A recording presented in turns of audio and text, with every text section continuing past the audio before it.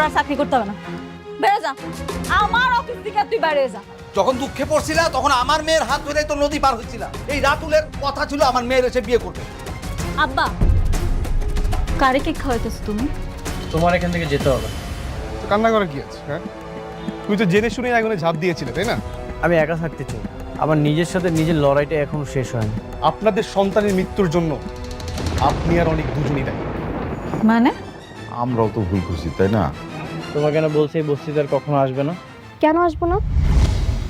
একটা কথা বলবো? বলো। তুমি আমাকে ডিভোর্স তুমি আমাকে ডিভোর্স দিয়ে নতুন একটা জীবন সঙ্গী বেছে নাও। আমার আশায় আর কখনোই থেকো না। বাহ, স্বার্থপর তুমি। এত সহজে ডিভোর্সের কথা বলে দিলে। সত্য কথাগুলো সহজ হোক বা কঠিন, বলতে তো হবেই, তাই না? হ্যাঁ, তাই তো। যখন আমাকে প্রয়োজন ছিল তখন তুমি আমার কাছে এসেছিলে, আর এখন আমাকে প্রয়োজন নেই তাই আমাকে দূরে ঠেলে দিচ্ছ, তাই না? এখন তো তোমার আমার কোনো প্রয়োজনই নেই। এত স্বার্থপর তুমি, শুধুমাত্র স্বার্থের জন্য তুমি আমার কাছে এসেছিলে। আমি এটা তোমার কাছ থেকে আশা করিনি। হ্যাঁ সেটাই, আমি সন্তানের শোকে কাতর হয়ে আছি।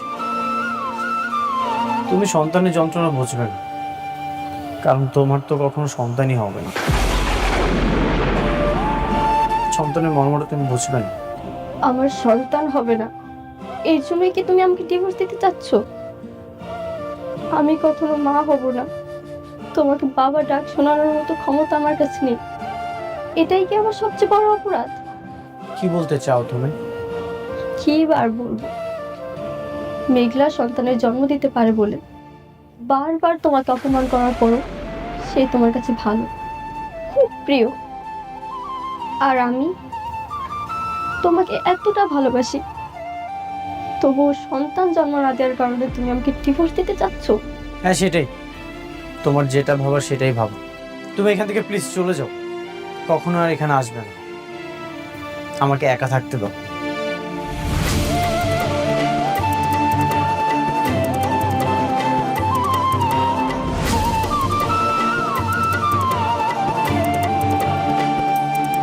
ও যদি আমাকে ডিভোর্স দিয়ে দেয় তাহলে তো আমি বাঁচতে পারবো না।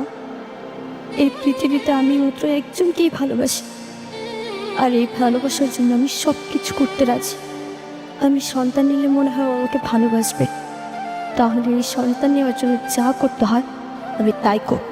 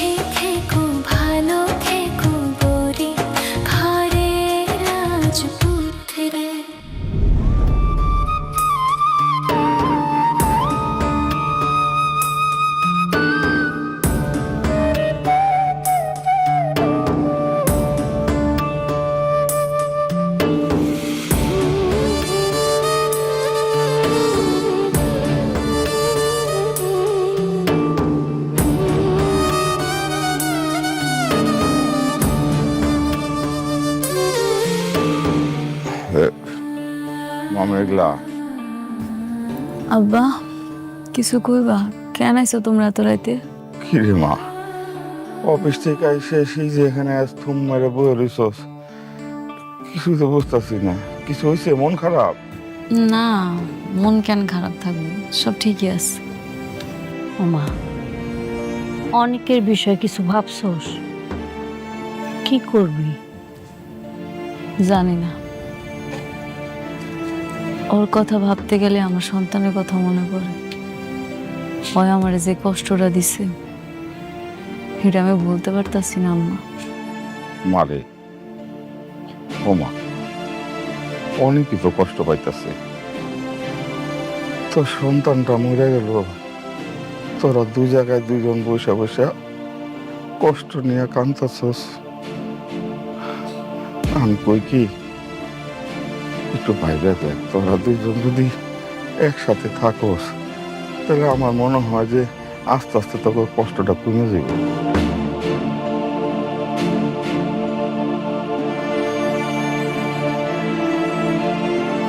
ও মা, চল ঘরে চল, রাত হয়েছে, খাওয়া দাওয়া করে ঘুমাবি। চল। যাও আম্মা, তোমরা যাও, আমি আইতাছি। যাও আব্বা।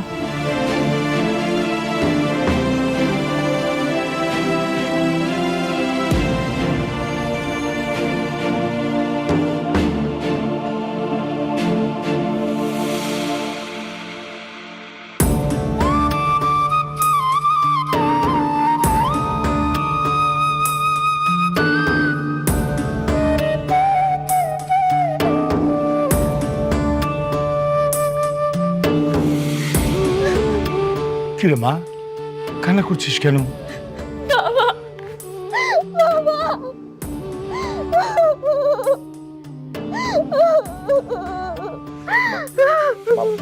মা শান্ত শান্ত, একটু শান্ত শান্ত। কি হচ্ছে মা? কেন কান্না করছিস বল? কেউ কিছু বলেছে? বল আমাকে। বাবা, আমি যে মা হতে পারবো না, এতে কি আমার কোনো দোষ আছে তুমি বলো? না, এতে তো তোর কোনো দোষ নাই। কেন রে মা, তোকে কেউ কিছু বলেছে? বল আমাকে। আমি মা হতে চাই বাবা।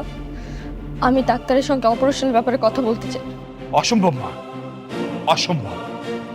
এই অপারেশনে অনেক রিস্ক আছে, এটা আমি তোকে কখনোই নিতে দেব না। বাবা, এছাড়া আর কোনো উপায় নেই। আমি অনেকের কাছে যেতে চাই। একটা সন্তান না হলে আমি অনেকের কাছে কিভাবে যাব বলো? এই অপারেশনটা যদি সাকসেসফুল হয় তাহলে তো আমি অনেকের কাছে যেতে পারবো। মারি, তুই কেন বুঝতে পারতাছিস না? এই অপারেশনে 50-50 চান্স। তুই তুই আমার একমাত্র মেয়ে। আমি তোকে ছাড়া বাঁচবো না রে মা। তোর তোর সন্তানের দরকার নাই, বাবা আছে না। তুই সারা জীবন বাবার কাছে থাকবি, সারা জীবন তুই থাকবি মা। তারপরে তুই প্লিজ অপারেশন করার কথা বলিস না, প্লিজ মা। বাবা প্লিজ, আমি অনেককে চাই। আমি অনেককে ছাড়া থাকতে পারবো না বাবা। একটা চান্স নিতে দাও, দেখি কি হয়। বাবা বাবা বাবা, তুমি তো ছোটবেলা থেকে আমি যা চেয়েছি সব কিছু দিয়েছো বলো, কোনোদিন বারণ করোনি। আমার সব আবদার রেখেছো, কোনোদিনও কিছু চেয়েছি তুমি দাওনি, এরকমটা কখনোই হয়নি। তাহলে আজকে এই একটা জিনিস চাচ্ছি, লাস্ট চাও তোমার কাছে বাবা। প্লিজ বাবা, আমাকে অপারেশনটা করতে দাও। ঠিক আছে, আমি সাব্বিরকে বলে দিচ্ছি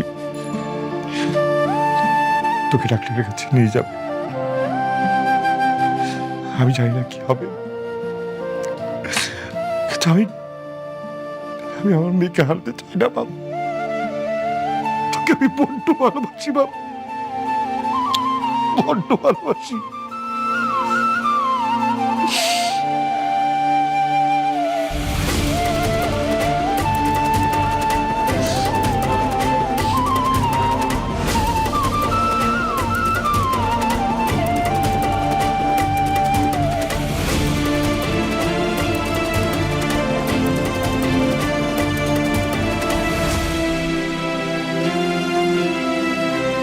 ম্যাপ যেটা আপনি দেখালেন, কিন্তু বিল্ডিং এর সাথে তো ম্যাপের কোনো মিল খুঁজে পাচ্ছি না। আপনারা তো রুলস ছাড়াই এই বিল্ডিংটা তুলছেন। আজ থেকে আপনাদের এই বিল্ডিং এর কাজ বন্ধ। সবকিছু তো ঠিক ছিল, সরকারিভাবে পরীক্ষিত। শালিমা বিল্ডার্স তো কখনো 2 নম্বরে করে বিজনেস করে না স্যার। দেখেন, ছোট কোম্পানি বা বড় কোম্পানি বলে কোনো কথা নেই, আইন সবার জন্য সমান। আপনারা যদি এভাবে বেআইনিভাবে কাজ করেন, আজ থেকে এই প্রজেক্টের কাজ বন্ধ, যতক্ষণ না পর্যন্ত আপনারা নিয়ম মেনটেন না করবেন। আরে স্যার, আপনি ওদের সাথে এত কথা বলতেছেন কেন? শুনেন, এরকম আরো অনেক প্রজেক্ট আছে, সেগুলো তদন্ত করতে হবে। তদন্ত করলে আপনি বুঝতে পারবেন যে এখানে দুর্নীতি আছে কিনা। তাহলে আপনার চোখের সামনে সব কিছু ক্লিয়ার হয়ে যাবে, সব দুর্নীতি দিয়ে ভরা।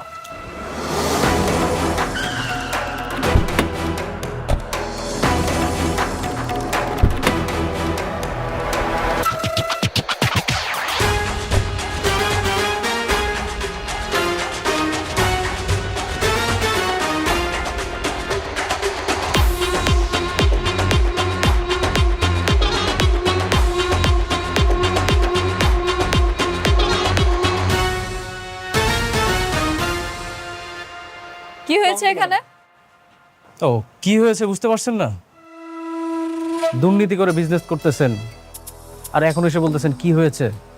এই স্যার, ওনাকে বুঝাই বলেন। শুনেন, আপনাদের এই আবাসিক প্রকল্পের কার্যক্রম কোনো সরকারি বিধিনিষেধ মেনে তৈরি হচ্ছে না। এমন বেআইনিভাবে কোনো সরকারি প্রজেক্টের অনুমোদন আমরা শহরের মধ্যে দিতে পারি না। আপনাদের এই প্রজেক্ট আজকের এই মুহূর্ত থেকে বন্ধ। আপনারা সবকিছু তদন্ত করে দেখছেন? সবকিছু ভালো মতো দেখেন তারপরে কোন? হ্যাঁ, অবশ্যই। আপনার আপত্তি থাকলে আপনি আবার আবেদন করতে পারেন, আমরা নতুন করে তদন্ত করে দেখব। কিন্তু ততদিন এই প্রজেক্ট বন্ধ থাকবে। পরবর্তী নির্দেশ না দেওয়া পর্যন্ত এখানে কোনো কাজ করা যাবে না।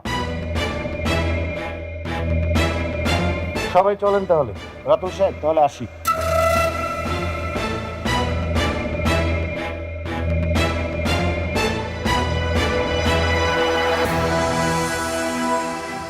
খেলা কিন্তু আবার জমে গেছে।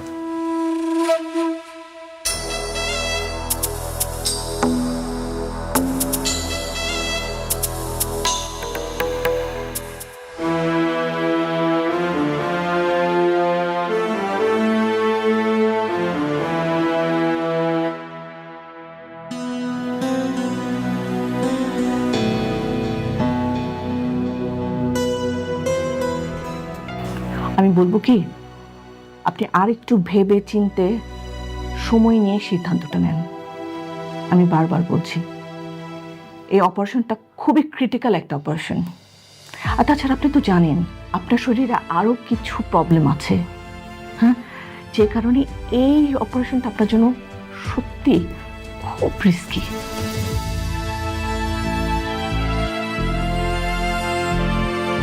আমি সব রকম রিস্ক নিতে চাই, আপনি ব্যবস্থা করুন। Well and good. আমাদের তো টেস্ট সবই হয়ে গেছে, রিপোর্টও সব এসে গেছে। তাহলে আপনারা যদি রাজি থাকেন, আমরা কালকে বিকেলের মধ্যে অপারেশনটা করে ফেলতে পারি। Okay, thank you. Best of luck. Ma'am, yes, আপনার রাউন্ডের সময় হয়ে গেছে। Oh sure, I have to go. আমি আবার আপনাদের অনুরোধ করব, আপনারা আরেকটু সময় নিয়ে ভাবেন, ডিসিশন নেন। আর যদি ফাইনালি করে ফেলেন যে অপারেশন করবেন, তাহলে পরে আপনারা একটু অ্যাকাউন্টসে যোগাযোগ করবেন, ঠিক আছে?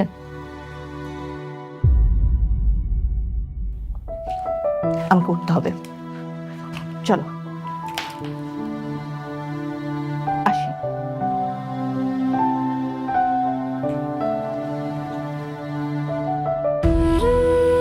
বৃষ্টি, কেন শুধু শুধু নিজের জীবনে এত বড় একটা রিস্ক নিচ্ছ বল? তোমার কি দরকার এখন সন্তান নেওয়ার? সন্তান না নিলে তো অনেকে আমাকে ডিভোর্স দিতে চাচ্ছে। আমি যদি সন্তানের মা হতে না পারি, তাহলে আমি কিভাবে অনেকের সামনে স্ত্রীর অধিকার নিয়ে দাঁড়াবো বলো? দরকার নেই তো এরকম অধিকারের। দেখো বৃষ্টি, যে তোমাকে ভালোবাসবে, যে তোমাকে মন থেকে ভালোবাসবে, সে কখনো অজুহাত দেখাবে না যে আমার জন্য হাত কাটো তাহলে আমি তোমাকে ভালোবাসবো, আমার জন্য আত্মহত্যা করো আমি তোমাকে ভালোবাসবো। সে কখনো এই অজুহাতগুলো দেখাবে না। বৃষ্টি, বৃষ্টি, আমি তোমাকে বিয়ে করবো। বৃষ্টি, চলো না আমরা সব কিছু ভুলে গিয়ে আমরা বিয়ে করি আর ছোট্ট একটা সংসার করি। হ্যাঁ, হয়তো তোমার সন্তানের কারণে আমাদের ঘরটা খালি খালি লাগবে, কিন্তু আমি আমার বৃষ্টিকে তো পাবো। বৃষ্টি, তুমি আমার এই কথাটা রাখো। আমি সত্যি তোমাকে অনেক ভালোবাসি, অনেক ভালো রাখবো, অনেক সুখে রাখবো। দেখো সাব্বির, আমি জানি তুমি আমাকে প্রচণ্ড ভালোবাসো। আমি তোমার ভালোবাসাকে সম্মান করি, কিন্তু বিশ্বাস করো, আমি আমার জীবনে অনেককে ছাড়া অন্য কাউকে ভাবতেই পারি না। আমার ওকেই লাগবে, এই জন্য যা করতে হয় আমি তাই করব।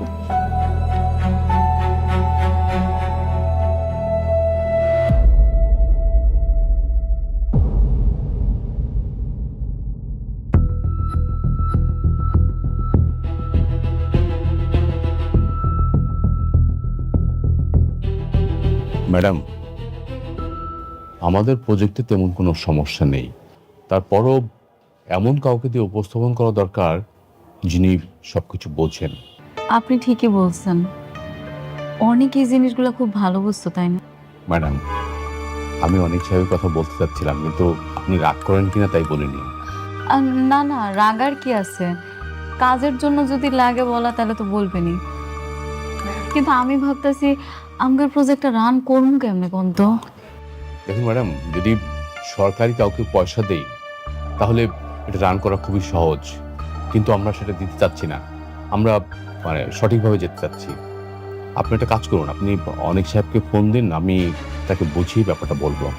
না না ম্যানেজার আঙ্কেল, এটা কেমন দেখায় না, ওই বারবার আমার কাছে আইছিল, আমি বারবার অপমান করে ফিরাই দিছি।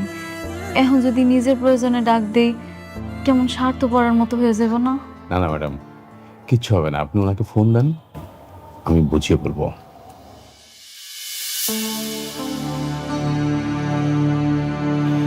আচ্ছা ঠিক আছে।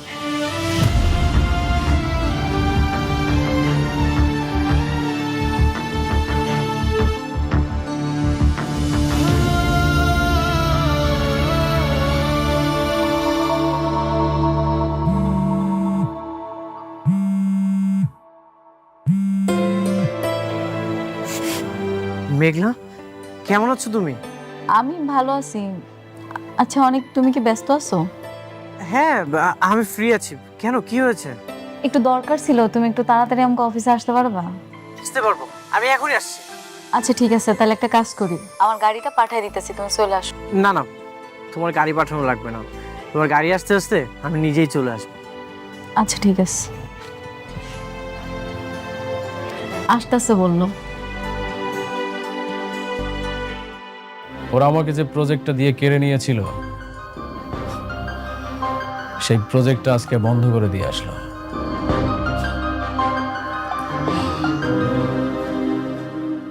Very good. এভাবেই আস্তে আস্তে ওদের সবর মারতে হবে। মেঘলা ভেবেছিল মনে হয় আমি ফুরিয়ে গেছি, কিন্তু ও জানে না এই রাতুল রাজ কি জিনিস। অনেকের বড় কোনো শিক্ষাই দিতে পারলাম না, যতদিন তা না পারবো ততদিন আমি শান্তি পাবো না রাতুল। তুমি একটু ধৈর্য ধরো, ও তো এমনিতেই একটা বস্তির ফকির, ওর হিসাবটা না হয় তোলা থাকলো। বাট বি কেয়ারফুল রাতুল, ভেবে চিনতে আগাতে হবে। মনে রাখবে শালিমা গ্রুপ বেশ শক্তিশালী, একটু 19-20 হলে উল্টো আমাদের গলায় কিন্তু দড়ি পড়বে, কথাটা মনে রেখো। আপনি এই বিষয়ে কোনো টেনশন করবেন না কেন, আমি একদম হিসাব নিকাশ খুব সুন্দর করে কষে তারপর শালিমা গ্রুপকে ধ্বংস করতে নেমেছি।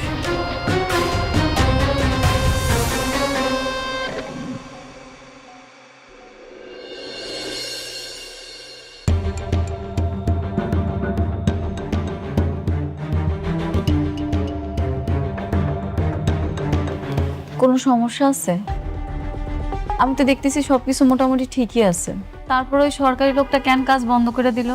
সবই দেখলাম, পরিষ্কারভাবে বোঝা যাচ্ছে এই সব কিছুই রাতুল ষড়যন্ত্র করে সাজিয়েছে। কি রাতুল করাইছে? পুরো দেশটাই এখন টাকা পয়সার উপরে চলে, দুনিয়া হচ্ছে টাকার গোলাম। তুমি চিন্তা করো না, আমি তো আছি, আমি সব কিছু দেখে নিব। থ্যাংক ইউ অনেক সাহেব, আমরা জানতাম যে আপনি পারবেন। রাতুল ছেলেটা বড় বেয়াদব, সব জায়গায় না সবার ক্ষতি করে বেড়ায়। রাতুল আমার পুরো জীবনটাই ধ্বংস করে দিয়েছে, সব কিছু এলোমেলো করে দিয়েছে।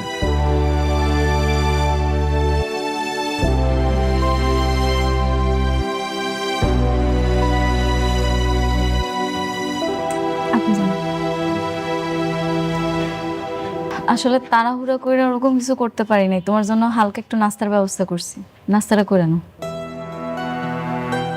কি ব্যাপার এভাবে হাসতেছো যে? তেমন কিছু না, অনেকদিন পরে তুমি আমার উপর নরম হয়েছো, এই জন্য ভালো লাগছে। আমাদের প্রজেক্টের ঝামেলাটা শেষ করতে হইব, যত টাকা লাগে আমি দিব, তারপর আমি চাই এই প্রজেক্টের ঝামেলাটা ঠিক করতে। আমি তো আছি, কিচ্ছু হবে না। ম্যাডাম আমি একটু আসছি। Thank you. ঠিক আছে তাহলে। না খাবারটা খাও।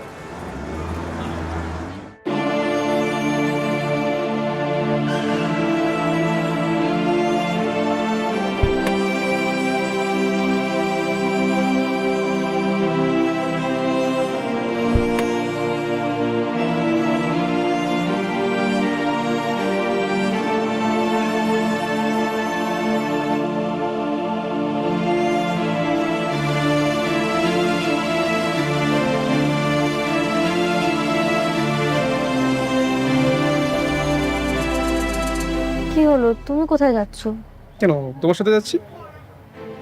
না, তোমাকে কোথাও যেতে হবে না, তুমি এখানেই থাকো, আমি আসছি।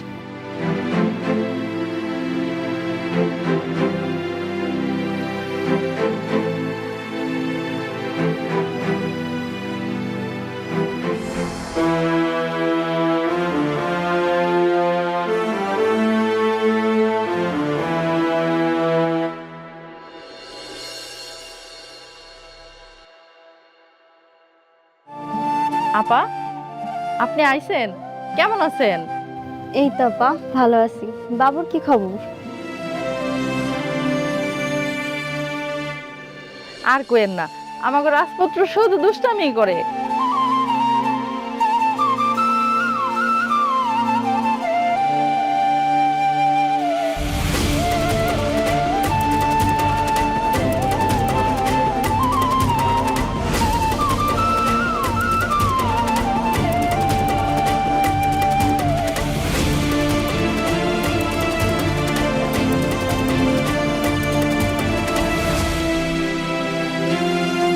আপা, আপনার চোখে পানি, আপনি কাঁদতেছেন কেন? ও কিছু না আপা, কালকে আমার অপারেশন, জানি না বাঁচবো নাকি মরে যাব।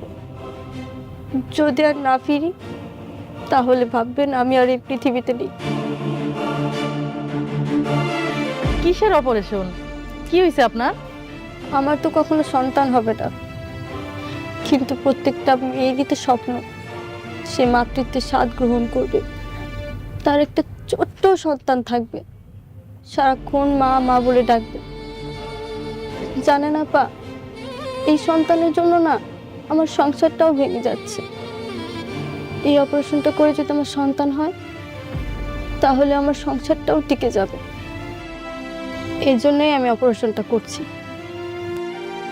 আপনার কিচ্ছু হইব না আপা, আপনার জন্য দোয়া করি, আপনি জানি তাড়াতাড়ি সুস্থ হয়ে ফেরেন। যদি সুস্থ হয়ে ফিরি তাহলে তো আলহামদুলিল্লাহ, তখন আবার আসবো।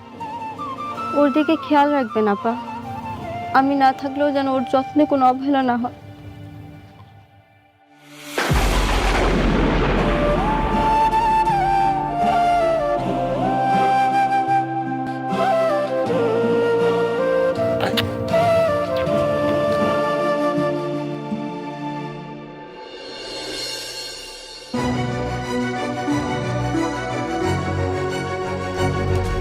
আমি সব কিছু ঠিক করেছি।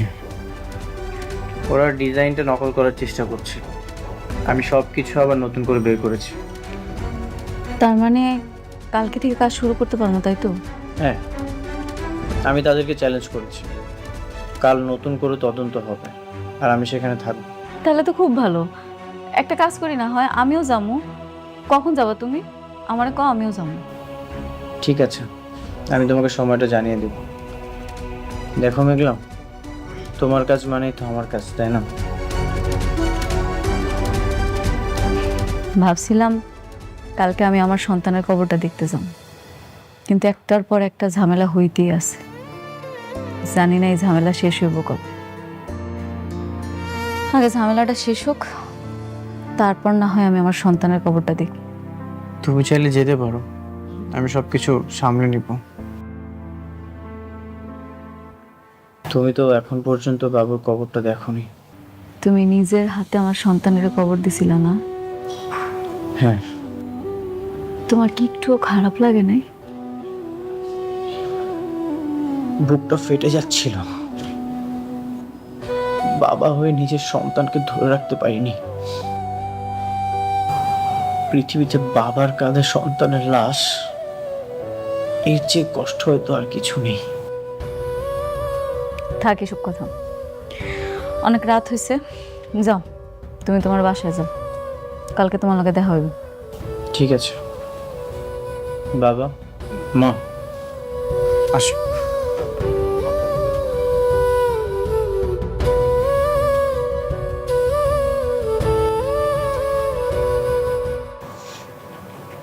আমার তো কালকে অপারেশন, জানি না বাঁচবো নাকি মারা যাব।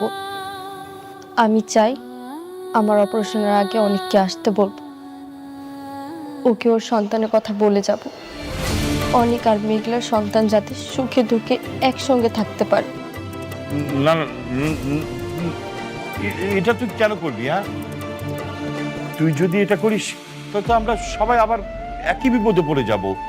থানা, পুলিশ, ঘৃণা, সবকিছু। কিন্তু বাবা, এটা যদি আমি না বলি তাহলে তো আমার মৃত্যু হলেও আমি শান্তি পাবো না। বৌমা, তোমার মরার কথা কেন আসছে বলো তো? তুমি একদম সুস্থ হয়ে যাবে, কিন্তু হয় বৌমা, তুমি আর যাই করো, ও অনেককে এখন আসতে বলো না। মানে হয়েছে কি, এই কথা জানলে কিন্তু আমাদের সবাইকে জেলে দেবে। তাই বলে কি ওরা ওদের সন্তান থেকে দূরে থাকবে? বেঁচে থাকার পরও মৃত ভেবে দিনের পর দিন পার করবে? বৌমা, তোমার অপারেশনের আগে অনেককে কোনো কিছু জানানো দরকার নাই। অপারেশন যখন সাকসেস হয়ে যাব, তোমার তো বাচ্চা এমনি হইব। হ্যাঁ, তখন কিন্তু আবার অনেক তোমাকে গ্রহণ করবে না। এই জন্য বলছিলাম কি, যেটা গোপন আছে সেটা গোপনই থাক। হ্যাঁ মা, এখনই অনেককে কিছু জানানো দরকার নাই। যেহেতু বিষয়টা গোপন আছে, গোপনই থাক। আমরা সময় সুযোগ বুঝে অনেককে বুঝিয়ে বলবো।